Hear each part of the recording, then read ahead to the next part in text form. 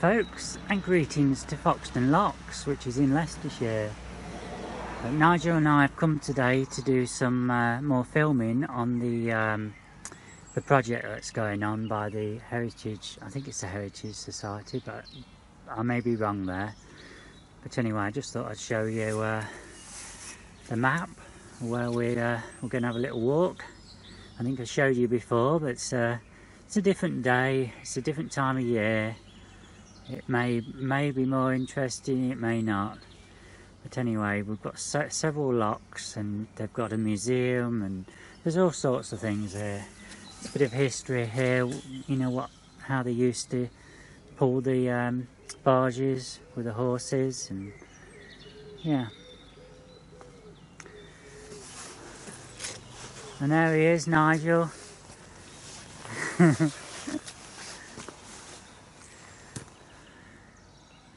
As you can see, folks, we've had a wet day today.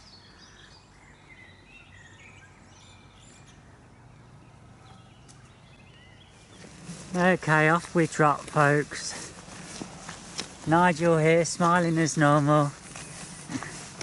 Nice bit of fresh air. It's quite mild, actually, isn't it? Yes, it's very warm. I think it's warmed up again.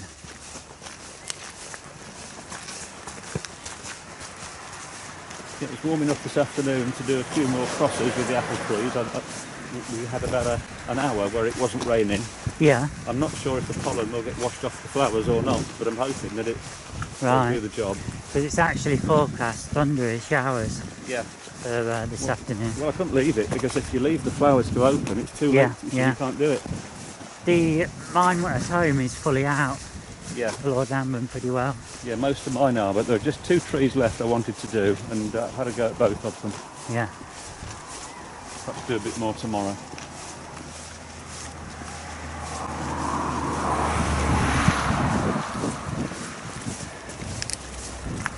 I bet there's some age to these trees, Nigel. How high do you think they are? Let's just think. 1, 2, 3, 4, 5, 6. I bet that one is about 50 feet. Gotta be, isn't it? Yeah. It's a pine, so I wouldn't think it's older than about 50 or 60 years. You can see the trunk's about a foot in diameter. No, it's a lot older than that. You reckon? Oh, that one is a lot older there. Yeah. But that one close to us wouldn't have been more than about 50 or 60. Well, I know these were massive when I was a child. Yeah. I think that's 40 odd years ago. Yeah, that's a fairly hefty trunk. Because they're very slow growing, aren't they? I thought they were fairly fast, to be honest. No. It takes hundreds of years to get to that height. I know oak trees live for about 300 years as a rule. And you can tell the age of those by how thick the trunk is. Right. And there's a sort of formula for it, but I'm afraid I don't know what it is. No. It'll be on the internet. Yeah. What would these be? Scotch pine or something? Or I'm not very good on trees. No, I'm not. No. I think this is Scotch pine. Look, it's got those loads of needles on it. Yeah. Somebody will put us right, won't they? And say how ignorant we are.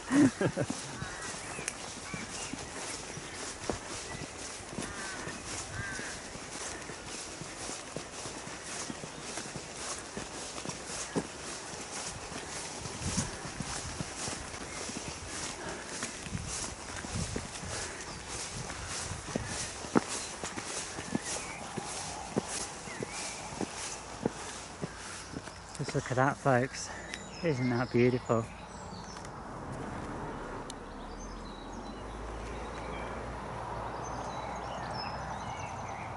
I think last time we came there was a boat there with smoke coming out of one of the chimneys. Yeah. Yeah. I didn't realise we had somebody behind us. Oh.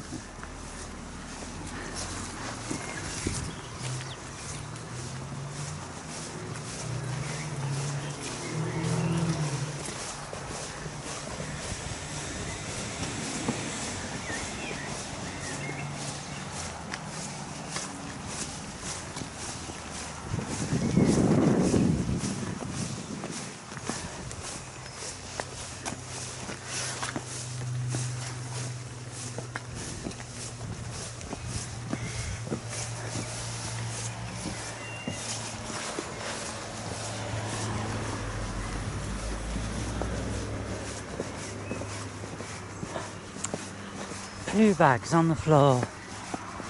And there's the bin.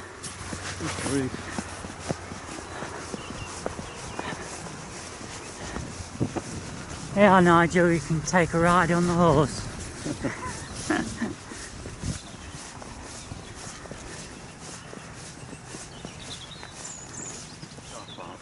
So it'll be about 5 buckets, I think. Alright then, alright.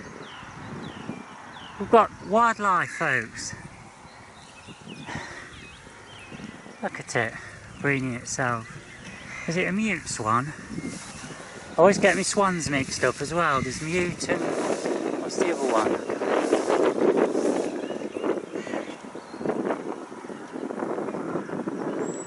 It's beautiful anyway.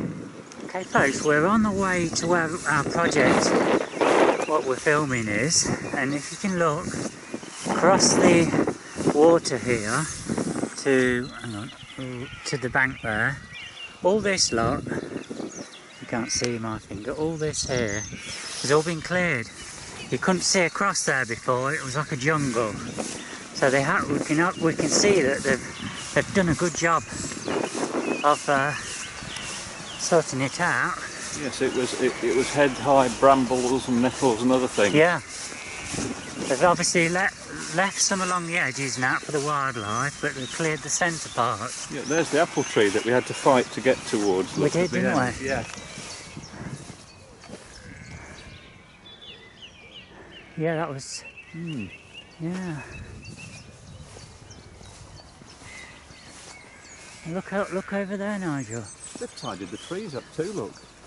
Yeah. And they've cleared a big space over on the peninsula there. Yeah.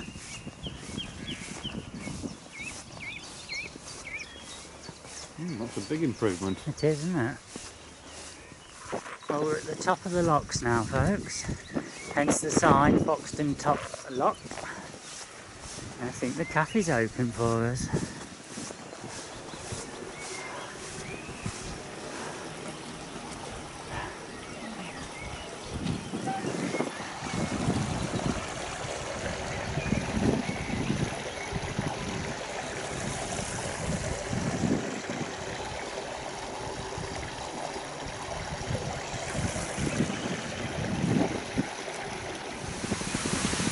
There we are, folks, there's the locks.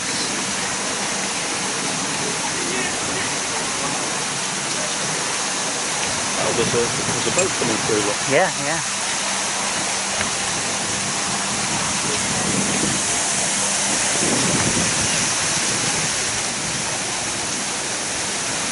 At the bottom post there's a pub and there's a cafe and a little shop. Yeah, so it's all Nigel, somebody's been busy, haven't they? Yes, they've done a super job in clearing a lot of the scrub away, and Yeah. the thicket that was here before. It's going to be quite a nice resource when it's done. Have you been back, Judith? Or? No, I haven't. No. It's the first time since Right. we last were here. Seems nice with all the trees. The one tree down.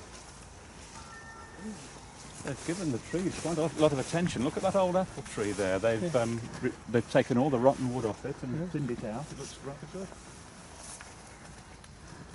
It'll probably last a lot longer again now. Yeah. Well, they came and did an awful lot to it. 3 fellas did. Oh, well, it was the 4 fellas. Yeah, Oh, with it was a- 3 or 4 fellas. I'm always a bit nervous. Sometimes they do like cut down everything. Or, Yeah. is that a heron just sitting there? Yeah. Do you, Look can there, you see the Julie. heron? Can you see that just heron sitting- in the distance? Oh yeah. Can you zoom in on him? Yeah. There you are, folks, a grey heron. So they've removed most of the woods and just... Yes. The rotavator's being delivered soon, so we're going to try and level it all up a little bit Yeah. and seed it out. But we were thinking of having a few trees down the bottom where that other tree is. So any input we can have on that would be more than gratefully accepted. Yeah. Yes. Just look at how it's been cleared from when we came last time, folks. This was all overgrown, you couldn't get down into it.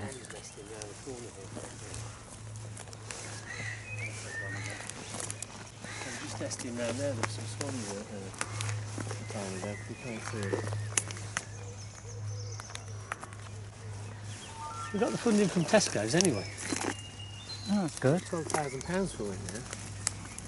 So we've got like a dipping platform as well. We're going to put in. Hopefully. Yeah. Well, we're sourcing it now, having a look for it, and there's more signs. Hello folks, we're back at Foxton Locks, and we're doing some more filming on the Foxton orchard, and I've got Mark here who's going to give us a little chat about what's happening here to start with, and then we're going to be passing you over to Nigel and Judith. I'm not sure which order yet, but we'll sort that out in a minute. Okay Mark, tell us what's been going on. So as you see as we're going through it, we've taken away an awful lot of the brambles and gorse and the various weeds basically all the way through. So we cleared that all the way down there. If you look here, this is a Leicester light coming from the Grand Union. This is the inclined plane arm, which takes the other side. And the idea is, as you're looking down there, you can see where we're thinking of placing the trees. This used to be the lock keeper's garden, orchard and vegetable patch. Obviously you saw the photo. So this used to be the lock keeper's garden, orchard, vegetable patch. So the idea is to take it down, level a little bit, place in some trees, some apple trees that are indigenous to the area. Yeah. So whether we have Leicester apples, Leicester apples would be ideal. At the moment we've got volunteers to do all this and keeping it down, and we're going to level it. I don't really know what else to say apart from that. Yeah, that's fine. Okay, Nigel, over to you. Oh, well, if you just turn the camera around there, you'll see how much has been done since October. Yeah, this was like waist height. Well, no, it was higher than that. Yeah. We had head-high brambles and scrub for about 200 yards down there. Now it's much clearer, and we've got one or two places where we could put some nice trees. Yeah. Judith and I have been talking about possibly Leicestershire apple trees. We've not decided quite yet on the varieties that we might fit, or where the best places are. We're not quite sure how wet the ground is, but possibly one on the headland there would be good. It has very good light. You'll see this tree here has been... it's been pruned back, hasn't it? Yes, it's been pruned back It really looked well. terrible It when was the last time it came. before. Half of it was dead. Yeah. But all the dead stuff is now cut away, and we've got a tree that will probably last for another 60 or 70 years. Make sure you don't fall in, Nigel. Oh yes, I'm near the edge. That's the longest. Yeah. Right, so long term here, it looks like it's going to be a really good area for the public to visit, and are we having picnic tables and other... Well, the volunteers have made 3 picnic tables, so we're going to place those depending on where we're going to put the trees. And we may even have the volunteers lock keepers party here, we've not decided. Yeah.